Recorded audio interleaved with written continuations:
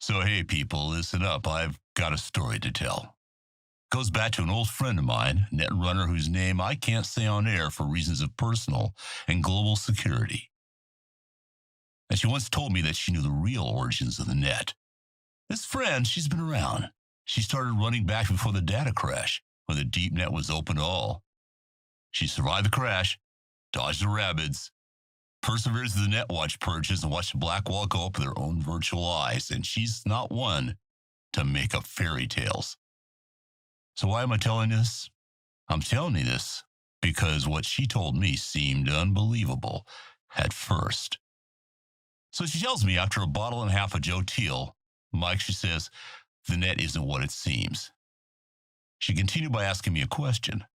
Why do you think Bart Moss named them demons anyway? Because that's what they are. Rach didn't invent the net. He discovered it. She looked me dead in the eyes and she said, the net is hell. And Bart Moss opened the door. So over the next few hours, she lays out her case. She talked about the similarities between, how did she put it, hyperfractal stratified computational data synthesis and the practices of the legendary scholomance. She said that NetWatch has its origins in the Vatican and that the Black Wall sings in Aramaic. Now, listeners, you know I'm a skeptical guy. I don't run every rumor I hear despite what my detractors might say. And I might have kept this one to myself if it weren't for the fact that I've known her for ages, and she's not a kook. So what do you folks think? I'd love to hear from some of the runners in my audience. I'm here to listen. So people, we're going to be talking some good news tonight. We're going to be talking about one of my favorite places, the Pacific Northwest. Since Biotechnica took over there way back during the time of the Red, they've been making a forest grow. The spotted owls are nesting again, and I even heard that Sasquatch is back. And if any of you can get me an interview, I'd really like that. But it's not all paradise, folks. There's something else going on. Ever hear of Armillaria solidipes? Probably not. But it used to be the largest living organism in the world, a single fungal growth that stretched beneath miles of the Oregonian wilderness. And that was just a century ago. Unfortunately, bioplagues, acid rain, and pollution ended that, and the fungus was declared all but dead by the middle of the century. Well, good news for mushroom fanatics everywhere. It's back and better than ever. Biotechnica has made the return of this organism a top priority for their ecological restoration project in the Northwest, and they've got the patent filings to prove it. I checked with the NUSA and EEC patent offices, and Biotechnica's got patents for solidipes for the purposes of soil improvement. Well, that checks out. And biodiversity measurement. Yeah, that makes sense. Hey, but what's this one? Bioinformatic neural simulation. Well, that sounds interesting. I decided this was worth looking into, so I got a friend of mine to get me some satellite images of the area of that fungal restoration. And smack dab in the middle of it is a Biotechnica black lab. That's not that strange, except that the place is linked up in a big way. Transmission towers, sat dishes, what looks like even a hardline data fortress. Why all the comms? Well, I think it's because they're out there building an AI made of mushrooms. Yeah, I know it sounds crazy, but why not? It's been known for a century that mycorrhizal networks are capable of processing data, similar to our data digital networks. And a construction like this would let Biotechnica fly to the NetWatch restrictions on AIs, because no one wants to end up like EBM. But what I still don't know, listeners, is what that AI would be for. Cryptoanalysis? Net weapon? Gen X simulation? So, if any of you are planning to take a trip up north, do me a favor and flip over a few logs and let me know what you find. I'll be interested. All right, listen up, people. I've got a public service announcement. It's about the scourge of our age, that chrome nightmare that you know as cyberpsychosis. It seems we can't go a day without some boosted lunatic tearing through a crowd of bystanders.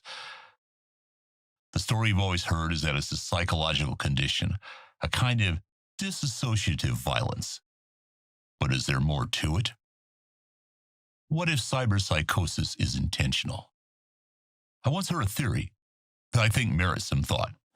An old friend of mine used to say that he thought the biggest manufacturers had got together a long time ago and agreed on a baseline failure rate for certain devices. Bad code intentionally inserted into the mind-machine interfaces to slowly drive people up the wall, a kind of human planned obsolescence. I figure, what's the best defense against a nut job with a 23-inch telescoping blade in his forearm? A 26-inch telescoping blade in yours. I can't say he's not onto something. Every time some psycho tears his way through a mall, sales of combat cyberware spike. Every time Net54 News runs a story on a massacre, some Arasaka exec buys himself a new yacht. Can that be all, though? It's no secret that incidents of violent cyberpsychosis have skyrocketed in recent decades, despite improvements in manufacturing and design. But there is something new in the latest generation cyberware. Get ready for this, kids. It's the Blackwall. You aren't a runner yourself, or a code jockey, you might not know, but the Blackwall isn't some mystical barrier floating somewhere in the deep net. It's actually a complex hardware-software infrastructure designed to keep AIs from accessing your gear, among other things. Maybe it doesn't work as well as NetWatch says. Maybe the madness of the deep net leaks over to our side from the Blackwall from time to time. Drives some poor chumbo right over the edge. And it's possible it doesn't really exist anyway. Maybe it's just something the media came up with. Look, I'm not saying there aren't attacks. I've seen a few myself. What I am saying is there's a million reasons why one human might want to butcher another. Hell, we've been doing it for millions of years, even without cyberware. But let me tell you, listeners, with cyberware, it's easier than ever. And then on the other side, maybe the corporate and media types just came up with a word so they wouldn't have to think too hard about it. And you wouldn't either. Of course, this is all speculation. If I knew what caused cyberpsychosis, believe me, I'd tell you. So people, let me talk to you about Trauma Team. You know them. You love them. And if you happen to live in Night City, they're basically the only game in town for your medical care. If you watch their ads or listen to the testimonials, they say they'll come to your aid in a pinch, patch you up, get you on your feet again. If you can pay. And that's a big if, folks. So what happens if you can't? Turns out our friends at Trauma Team might have a unique collection method. Missed many payments? You might just find yourself the victim of a debt recovery team. It usually goes like this. So you'll be minding your own business when a helpful Trauma Team rep will approach you and dose you with a quick-acting sedative. After it takes effect, the debt collectors scurry in, load you into one of their specialized transport. No one's going to stop them. After all, they're Trauma Team. You'll first be scanned for cyberware and natural organs. Your body will be compared to a continually updated database listing the prices for aftermarket parts and organs. You owe them 7,000 eddies from the time you fell down the stairs on the way back from the bar, so that's put up against the expected value of your parts. So is that a new Kuroshi eye you have there? Well, that's selling for about $3,000 and that's coming out. Nice heart you have there. Dynalar Cardio X model. Yeah, they'll take that too. Don't worry though, they're not going to let you die. They are doctors after all. No, they'll quickly replace with the cheap knockoff from the USSR they pulled out of a guy who was gut shot in a shootout last week. Yeah, it's probably still good. The Dynalar minus the cost of installing the replacement, well, that's another 3,000 eddies. Yeah, we're getting there. Your liver looks a little damaged from too much drinking, but they can still get a decent K for it. And best part, it's an original. So as long as they don't take the whole thing, it'll grow back. Livers are great like that. You can be like a sheep, constantly shorn again and again and again. So now with your debt repaid, your account back in the black, you're free to go. You wake up with a hangover and feeling kind of strange. But hey, for your trouble, they give you a voucher with a 6-month upgrade from silver membership to gold, and it's at no additional cost. That sounds like a good deal to me. Yeah. How about you? So listen up, people. I've got a story to tell you. I heard something recently from a nomad friend of mine. She was telling me about some strange stuff happening out in the Badlands of the East. She said she ran across another nomad patrol. 5 people, all mauled to death by a wild animal. But the thing is, folks, there haven't been mountain lions out there in almost a century, wolves in even longer. So what could it be? Well, I'm reminded of a story. Story told me by an old merc I used to know. He once took a job that had him fly over to Romania looking for some corpo's missing brother. Search took him to an old village, and they decided to camp for the night before searching the woods in the morning. That night, they could hear barking, howls in the distance. Even though they knew it had to be wild dogs, the team could barely get any sleep that night. Then, just before dawn, they were attacked by animals.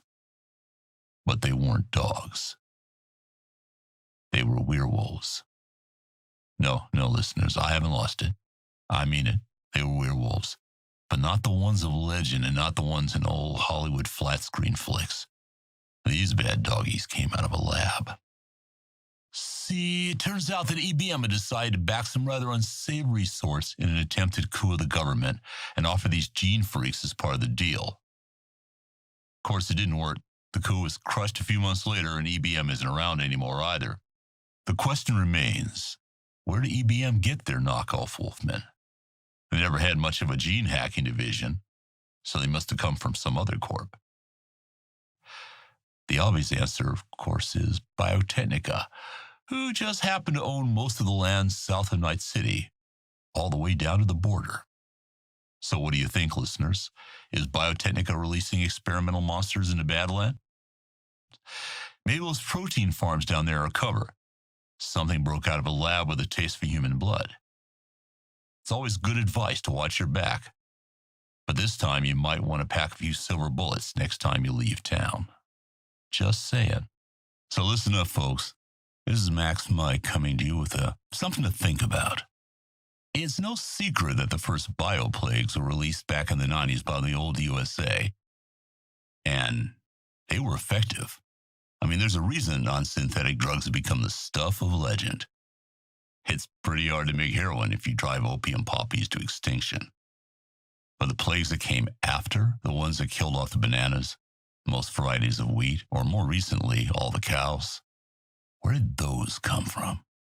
Now, if you listen to the experts, they were naturally occurring mutations of existing diseases brought about by climate change and overcultivation.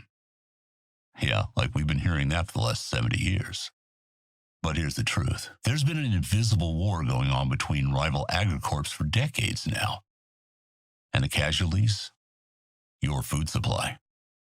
See, this started after Biotechnica developed the formula for mega yeast. That's the primary source of Chew-2, that stuff you put in your car. They learned that if they could control the organism and prevent competitors from growing their own, they could have a total monopoly even without trying to run the refineries themselves. Instead, they just outsourced that work to Petrochem. So they decided to apply the same strategy to the food market and prevent competitors from growing anything that wasn't a licensed Biotechnica brand. They started making Terminator crops, resistant to the naturally occurring plagues that ravaged North America during the collapse. But if you don't pay a yearly licensing fee, your crop just stops growing the next season. So what came next? Engineered viruses designed to kill anything that wasn't a licensed crop. Now, I've got friends at Biotechnica. You put enough booze into them so they can't lie anymore. They'll tell you that they didn't shoot first. Their European and South Am competitors started this war. And that may be true, but it doesn't change the fact that every year there are more crop failures, more extinctions, more plagues. Biotechnica today spends more money researching biological countermeasures to beat the competition than they do on growing crops or even on marketing. So you might want to think about that the next time you head down to your local All Foods to pick up your kibble and scop. So people, listen up. I've got a story to share with you. Recently, I've been hearing about this monk that's been walking around nice city streets, healing the sick, but only those he deems worthy. Some of my listeners seem convinced that it's none other than Raish Bartmoss. Raish Bartmoss. Yeah, the guy, the chief architect of the net, and later its badass destroyer. The rumor has always been he got taken out by a kill sat in the early days of the fourth corporate, but no one ever took responsibility for that strike. Is it possible Bart Moss set his creations wild and faked his own death? Did he bring down the net he created because it had turned into another tool the corporations could use to track us and to ultimately completely subjugate us? Think about it. Okay, people, listen up. This one comes to me from a listener who raises a great question, and he suggests an answer. How does the Arasaka family live so long? What about the Lucases, or half a dozen other high-profile corpo families that are pushing 200 years at this point? His answer? The vampires. The world is ruled by vampires. Well, folks, I can't say I haven't thought about it that way, but let's consider the evidence. There's the obvious. They seem to live forever and they look good doing it. Have you seen the documentary recently about Hanako Arasaka? She doesn't look a day over 40, but she's currently pushing her 8th decade. They drink blood. Yeah, it checks out. They drain this city for sure. They sleep in coffins. Well, I do happen to know Saburo Arasaka spent the better part of this century in a medical tank to keep him alive. What do the med techs call it? Ah, the sarcophagus. Yeah, it's more of a mummy thing, but close enough. They can only be killed with a wooden stake. Yeah, I'm not sure about this one. But maybe someone should test this out and let me know. So listen up, people. I'm going to give you a history lesson. It's been 50 years since the carbon plague hit. What's the carbon plague, you ask? It was a disease that only killed adults. It's a terrible thing, and it left a generation of orphans behind. But at least the kids that contracted, if they survive into adulthood, they make it with no lasting effects. At least that's what the docs say anyway, but I'm not so sure. See, back in the 2020s, just before the Fourth Corporate War broke out, this unidentified AV went down near Haywood. Whatever it was carrying, it was bad stuff. In less than a month, 600 adults had died of a previously unknown disease that just melted them, literally. The whole thing got contained, cleaned up, covered up. The CDC, back when that was a thing, said that it was some sort of flu. Yeah, like a flu that melts your body. But on the street, they knew the truth. It was a bioweapon. And on the street, they started calling it the carbon plague. Now, the story goes that the orphan kids mostly wound up going to surviving relatives, or the special orphanage the Knight Foundation set up after the tragedy. And the story should end there. But it doesn't. Some of those kids weren't the same afterwards. They could do things. Things that shouldn't be possible. Mind reading. Hacking without a deck. Telekinesis. Literally comic book stuff. Story gets murky at this point, but sometime during the war, those kids all vanished. Officially counted among the missing after the downtown bombing. Some say they ran off. Another story I've heard is that some corp got wind of their abilities and kidnapped them, using the chaos of the war as cover. Now, personally, I'd like to think they busted out, made their escape, and they live free to this day. So maybe some of them are listening now.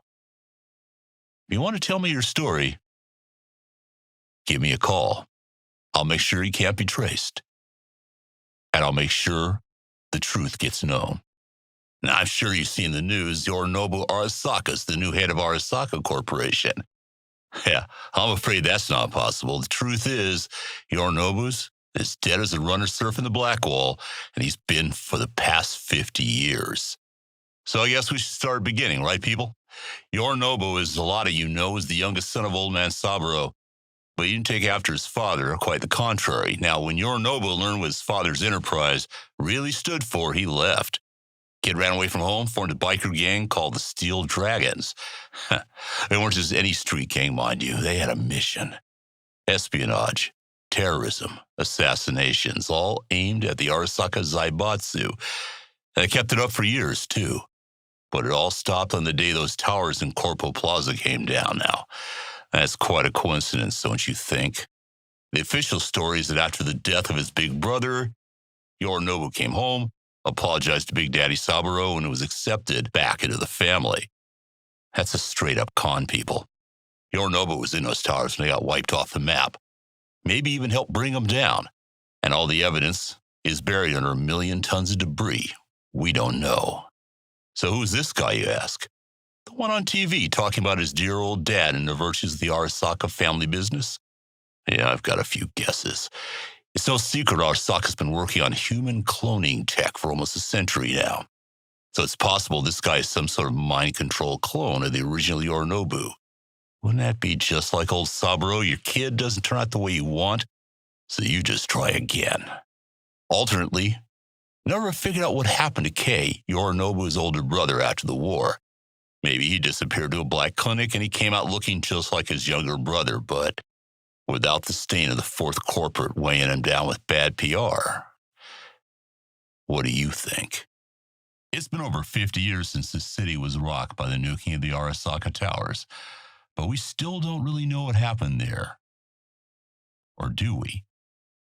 We're going to be separating the lies from the truth, or at least giving it a damn good try. If you listen to the street, as you should, they said old Johnny Silverhand finally took his final revenge on Arasaka. He got together with some of his Edge Runner compatriots and gave Saburo a middle finger so bright it could be seen all the way back to Japan. And where did he get the bomb? You can't exactly buy a pocket nuke at the local gun store, even in Night City. But the people who back this story say he picked it up from the Nomads, who in turn stole it from Militech. Well, we know dear old Johnny led the attack, and I'm pretty sure he saw his revenge. Lord knows he had enough reason to want revenge on Arasaka, but the truth is he didn't come up with a plan, and he didn't bring in the nuke. The rest? Well, Johnny, if you're out there, why don't you tell us? So people, it's been over 50 years since this city was rocked by the nuking of the Arasaka Towers. But we still don't really know what happened there. Or do we? So what's the truth? All these stories we've discussed, these theories, they hold some truth. But as always, the real story is a lot more complicated. Here's the facts I've been able to dig up. Well, here's my theory. At that point in the war, one of Militech's core advantages was that they held net superiority, and they were about to lose that lead. Militech hired a team of disposable mercs. Some of them, like Johnny, had axes to grind against Arasaka, and were perfectly happy to take the job despite any risks. Militech also supplied the nuke. But the one thing all these versions of the truth leave out is the why. The Night City HQ of Arasaka was home to their net weapons division, and they had developed a new version of the infamous Soul Killer program. Something like that would have turned the tables against Militech and their allies overnight, so Militech needed to make sure it was offline. Why use mercs? Well, the fact is, even today, 50 years later, hardly anyone can agree on what happened that night. When corps get their hands caught in a cookie jar, it's good to have someone else to blame. And any mercs in the audience should be thinking about that before they accept that next corpo contract. Tonight, I'm going to be separating the lies from the truth, or at least giving it a damn good try anyway. So let's look at the first theory, eh? This one's promoted by the NUSA, Militech, and the Federalists. They tell us that Arasaka self-destructed the tower to prevent Militech from seizing the building and liberating Night City.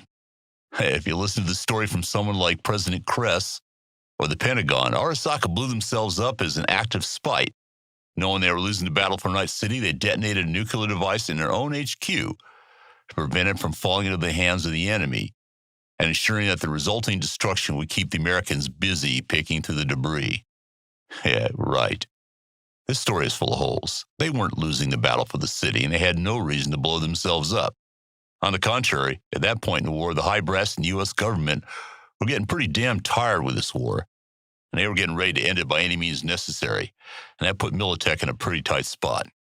What's true here is that Arasaka did have a nuclear self-destruct device in the building, but I promise you, that wasn't the source of the explosion that night.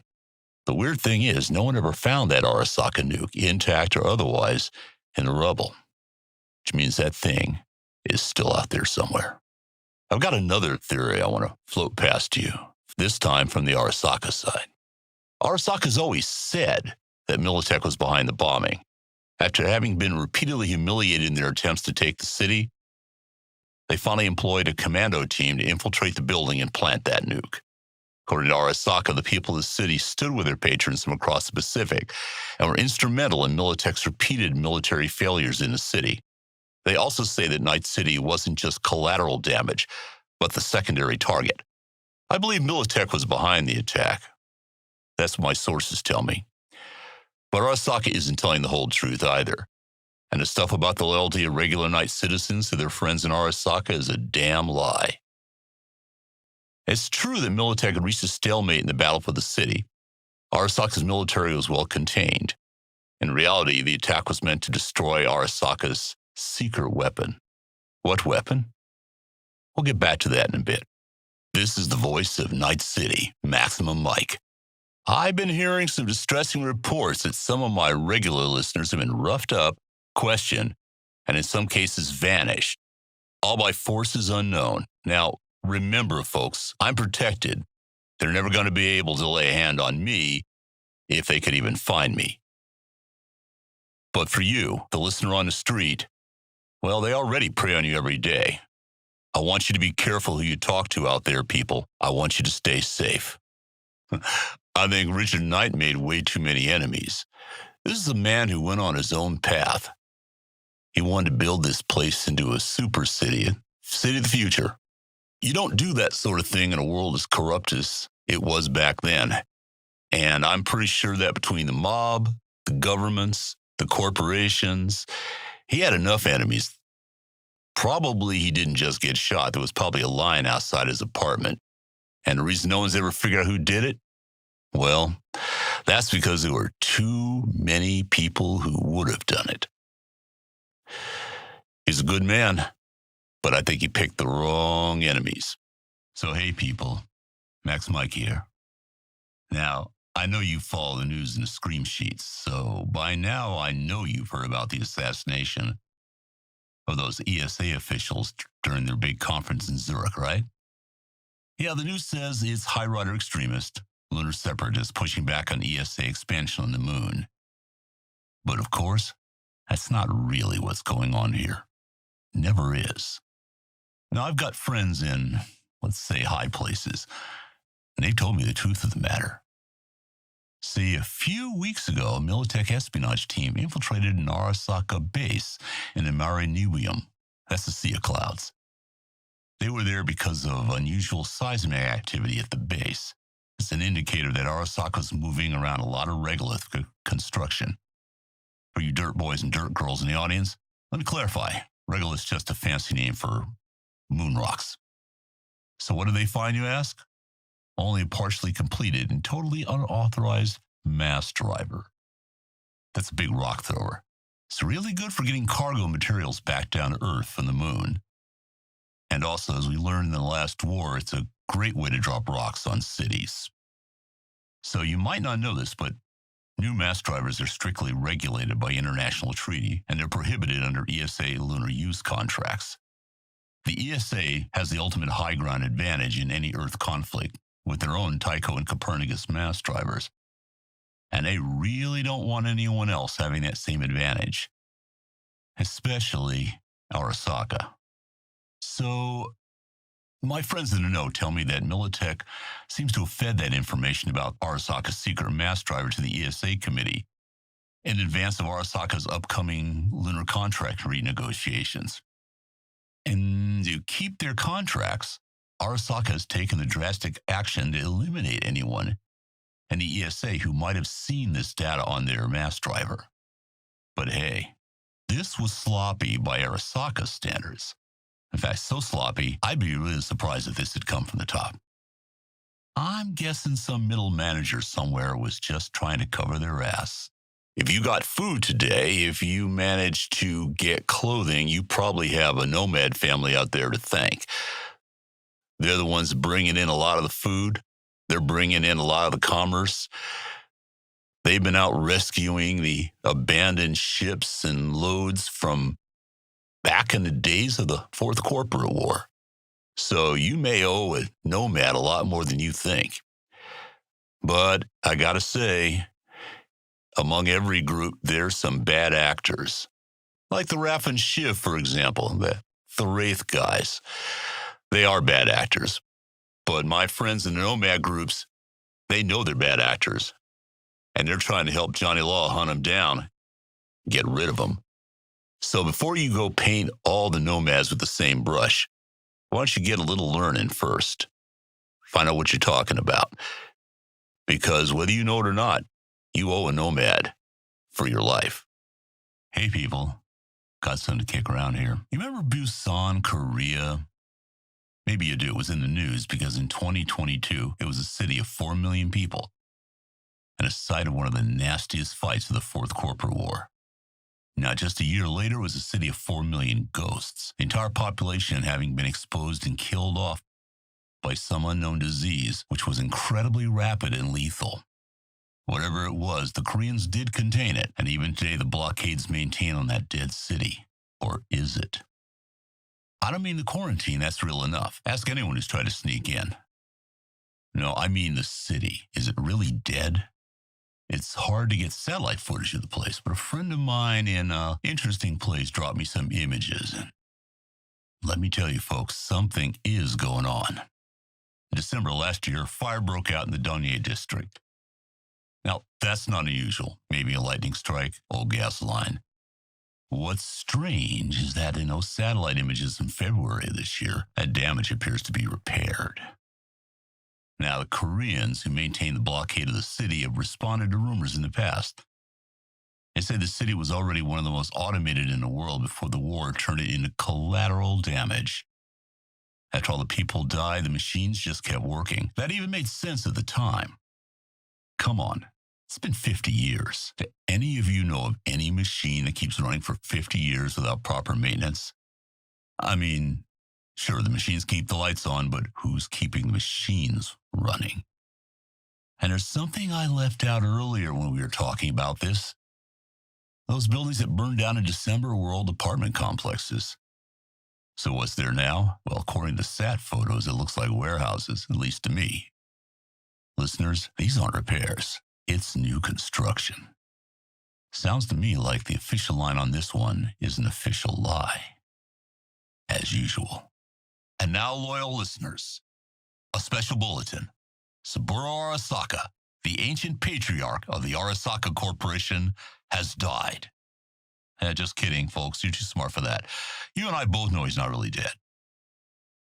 Saburo Arasaka spent nearly 100 years now on a quest for eternal life. He's guarded around the clock by a private army and lived for the better part of the century in a med tank designed to regenerate organic tissue. Guys like that, they don't just die. They certainly don't just get murdered by rivals. What would Saburo even be doing in Night City? No, folks, this is a smokescreen for something. And it wouldn't be the first time. If you're old enough to remember the Fourth Corporate War, there was a widespread report that Saburo had been killed by the Japanese SDF in a bid to end the war. Of course, it turned out not to be true, and the war dragged on for another year. No, you can take this one to the bank. It's only a matter of time before Saburo's going to show up on TV, tell us all he's back as CEO and ready to take the Arasaka Corporation into the next century. Yo, people. So I don't know if you saw the news, but there's a Klimt exhibit that's opening at the California Museum of Art, San Francisco, in a few weeks. I like Klimt. I was planning on going myself, but I figure there's no point. I mean, after all, it's nothing but high-quality forgeries. What? You mean you think they keep any art on Earth? No, from Picasso to Da Vinci, Pickman, and Mapplethorpe. I've been told they've been taken to a secure vault on Luna. Why? Well, that's unclear. Reportedly, it's because after the Fourth Corporate War nearly brought an end to civilization, some of the richest people on Earth got together and made an insurance policy of sorts. Keep the cultural heritage of the Earth in a secure place, out of harm's way in case of another, more serious war. And on the face of it, that's not really bad. But I've heard a darker rumor. I'll fill you in, but first, let me tell you a little story. Long time ago, I knew a guy who owned a small restaurant. Now, things were good for a while, but times change, tastes change, rent goes up, way up. So he decides to cash in on his insurance policy by setting the place on fire. Now, don't worry, I'm not giving away any secrets here. I mean, he was caught, convicted, served his time in a brain dance cube, and now he walks the streets a free man. But you know how they caught him? Before he burned down his diner, he took out all the expensive kitchen equipment and sold it. Dead giveaway.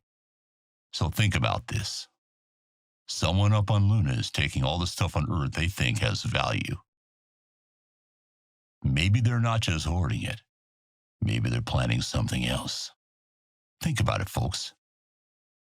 And the next time you see a rocket launched from the spaceport, ask yourself this. What if that's the last shipment? Newsflash, people. You've heard about this relic that Arasaka's teasing to the rich and famous? It's all over the scream sheets. Copy your personality engram into a chip, and your loved ones don't have to say goodbye when you finally die. Carry your dear sweet grandma around on the chip, ask her for advice, or pick me up whenever you need it. Eternal life of a sort. Of course, this is only on offer to the richest and most powerful people. Immortality isn't for squeebs like you and I, the common man. But is there more to it than that? We know that Arasaka's been working on mind emulation technology for half a century now. Most notably with the infamous Soul Killer. You've probably heard of it. It's a net weapon capable of copying your mind to a secure server and leaving your body an empty vessel. And what do they do with the copies? They interrogate them. There's some experimentation, a little torture, the good stuff. So you, a billionaire executive, decide to get yourself copied so your precious offspring never have to be without your sage wisdom. Or so you can give your annual speech at the company Christmas party. I mean, what would the world do without you? And Arasaka gladly makes a copy of your brain, puts on a chip, and hands it over. But not before making a copy for themselves. And that copy goes straight to digital interrogations, where they pull your psyche apart bit by bit until they've squeezed every last memory out of you. Every compromising situation, every crime, every heartache, your secret fears and desires. And now you belong to them. Literally. Yeah, someone in Arasaka's marketing division should get a raise for this one. They've taken the most feared weapon in Arasaka's arsenal and turned it into a luxury consumer item. That's pretty impressive when you think about it. And remember, operators are standing by. Yo, people, I've got a story to tell you. Maybe a little bit of history. Anybody remember the Bozos? They vanished from the city a couple decades back, so maybe you younger listeners won't remember, but clowns once terrorized this place. Yeah, clowns. Really mean clowns. Back in the day, Night City had hundreds of what were called poser gangs. That's a gang where all the members get surgery to look alike, or they get it on some theme like characters from an old TV show or dead presidents. The Bozos were biosculpted to look like circus clowns, and they like to play pranks on people. But then they turned, and the pranks got real nasty. So why did I bring up the Bozos, people? Well, that's because I've got someone for all of you faithful listeners to keep an eye out for. I've got a trusted source on the street that tells me we've got a visitor to our fair city from Brazil. And this guy is something else. He's got a permanent hairdo like a circus clown, and I hear he's even got a big red nose. Supposedly he's some kind of merc or arms dealer, but the rumor is he's also a genetic experiment. But hey, big nose, weird hair, could this guy have something to do with the Bozos? Or maybe this guy just left his circus somewhere else. Time's going to tell, listeners, but in the meantime, I'm counting on you to watch out for flying pies that explode. So people, listen up, this is serious. I want you to think about this. You know the name Raven. You know Moore, Dynalar, and of course, Kuroshi. They're the finest eye makers in the world. Probably you've got at least one of them in your skull right now, don't you? But do you ever wonder who's watching behind those eyes? I think it's time you do. because those eyes aren't yours, you know. Somebody makes them, somebody programs them. Those moments you think are private, how can you be so sure no one's watching? The next time you're out doing a deal, think about it. Maybe when you pull the trigger on that job, the corp who manufactured your eyes has evidence. You think you aren't a target for blackmail? You better think hard about that last one, Chumba, and be honest with yourself. Where do you think they get the data sets for the newest brain dances? Probably your private life. But hey, don't limit your imagination because the corporations sure don't. What if there's stuff they don't want you to see? A little chameleon filter there, some perception coding here, and suddenly they can decide what you even get to see. Who knows what they might want to hide from you? Spies, secret labs, facilities, and of course, that kick murder squad they sent to your door because you knew too much. So, you think seeing is believing? Not with these synthetic eyes. Well, that's a good question, listener. I'll tell you, I have lived in a mega building. In fact, I lived in one of the first ones ever built in Watson. I didn't have much option. It was either that or go outside and find a squat underneath a radioactive bridge somewhere. So it's crowded. You get to know your neighbors real well. Some of them you don't want to get to know real well. But problem is when you've got several 100,000 people, you got to put them somewhere. And Night City was not a good place to put people 20, 30, 40, 50 years ago. There was a big hole in the ground, a lot of glowy stuff, and most of the inner city was wiped. So what do I think? I think they're a necessary evil. They're cleaning up a bit. I mean, the first ones in Watson were a bit sketch, but we need them. They're not the best deal, but they might be the only deal we've got in town. This is the voice of Night City, Maximum Mike. Autonomous taxis, huh? I'm surprised they haven't done it more often. I mean, after all, they're not too smart. They're not like AIs or anything. I'm sure even AIs could do that. No, most probably someone hasn't been keeping up on all the real complex maintenance you need to do to keep one of these autonomous taxis on the road.